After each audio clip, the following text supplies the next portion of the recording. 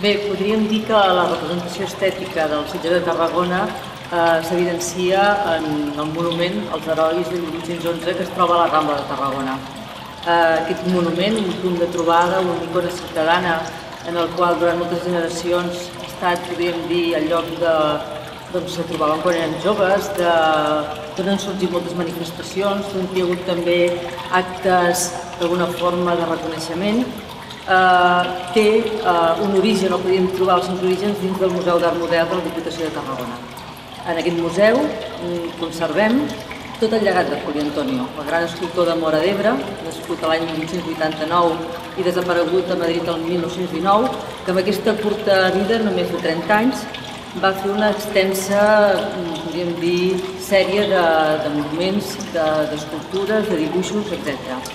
La Diputació de Tarragona l'any 1968 va adquirir el llegat de Juli Antonio i la seva família i part d'ells s'exposa en aquests moments al Museu d'Art Modern, on ens trobem ara.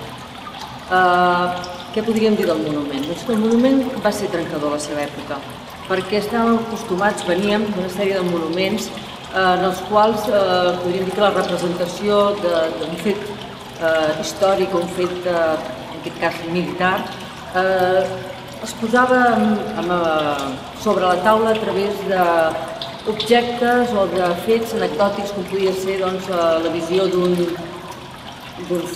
soldat amb un fusell, d'un canó, de coses molt vinculades a l'àmbit militar. És en aquell moment en què Juli Antonio, un artista molt vinculat amb el moviment intel·lectual de la generació del 98, pensa més en l'essència del fet que no pas en l'anècdota. I pensant en aquesta essència, ell busca una representació que pogués abastar tots els ciutadans. Presenta la ciutat de Tarragona com dins d'un aspecte clàssic, una Venus, una figura nua femenina, en la qual en els seus braços acull els seus fills. Un ja mort, l'altre moribund, que són la representació de tota aquesta ciutadania de Tarragona que es va rebel·lar contra el francès.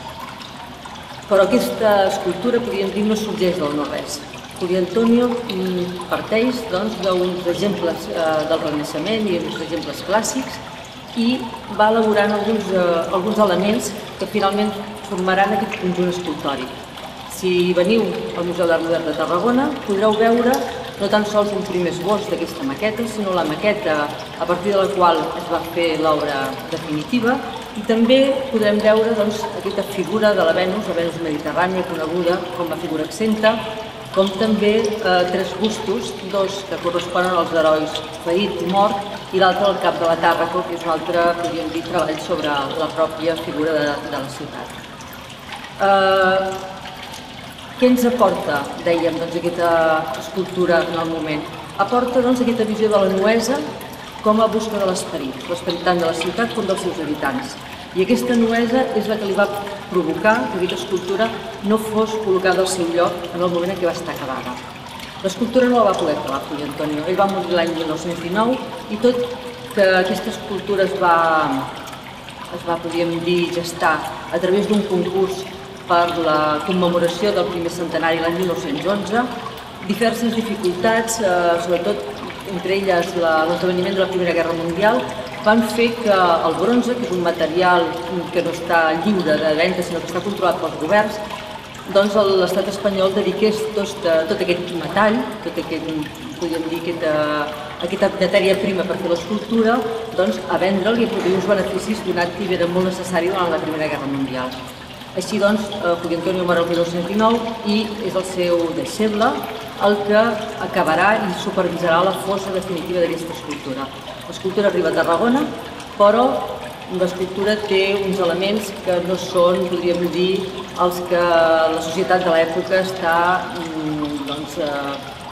conscienciada de tenir en un espai públic. La nuesa de les seves figures, com dèiem, fa que hi hagi tot un moviment, sobretot per unes classes més conservadores, d'impossibilitar la seva col·locació en què estava prevista. Fins i tot es col·loca una primera pedra, que és retirada i no es posa a l'escultura, fins que l'any 1931 l'esdeveniment de la creació de la Segona República fa que la societat consideri que ha arribat el moment en què aquesta escultura ocupi el lloc per la qual ha estat destinada.